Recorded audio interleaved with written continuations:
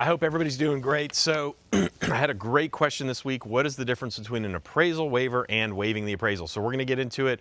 Might be a little bit of a longer video, but worth the wait because it's going to explain this in detail so you can talk to consumers about this.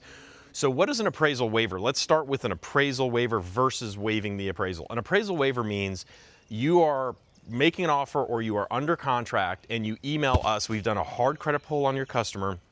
You email us the sales price of the property, the full address, including the zip code, and we run it through Fannie Mae and Freddie Mac's system, and it tells us, hey, based on the down payment, the location of the property, all of that good stuff, no appraisal is needed. You do not have to do an appraisal, okay? So it's basically, it looks at data online and says, we believe that this buyer is getting good value, that this house is worth what they are paying for it. It's all automated, it's all through computers. So that is an appraisal waiver. Now, with that in mind, even if we get an appraisal waiver, the customer can still choose to do an appraisal. It just gives them the option to not do an appraisal.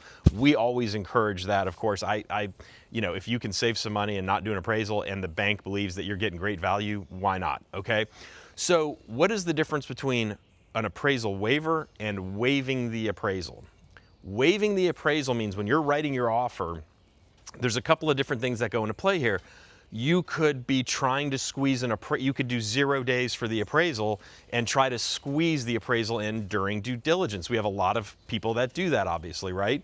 Just because you put 0 days on an appraisal contingency does not mean the buyer does not get to do an appraisal. If you look at the contract, you will see it states in there that the buyer is allowed to do as many inspections and things as they want. They can call engineers, they can call inspectors, they can call appraisers, and as long as they give quote unquote reasonable notice to the seller, they have to let them in and they have to let them do work, you know, check out the place, do inspections, do appraisals, whatever the buyer wants to do.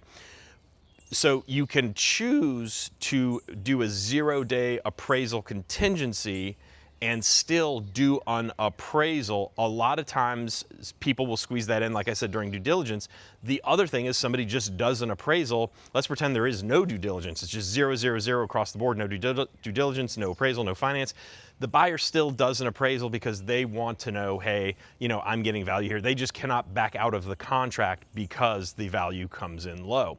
So again, just to kind of sum up here, an appraisal waiver is we check, and we can do this before you even make your offer, by the way, so reach out to me if you want more info, but we check to see if an appraisal is even required, and it gives the customer the option to not do an appraisal at all and still move forward with the deal.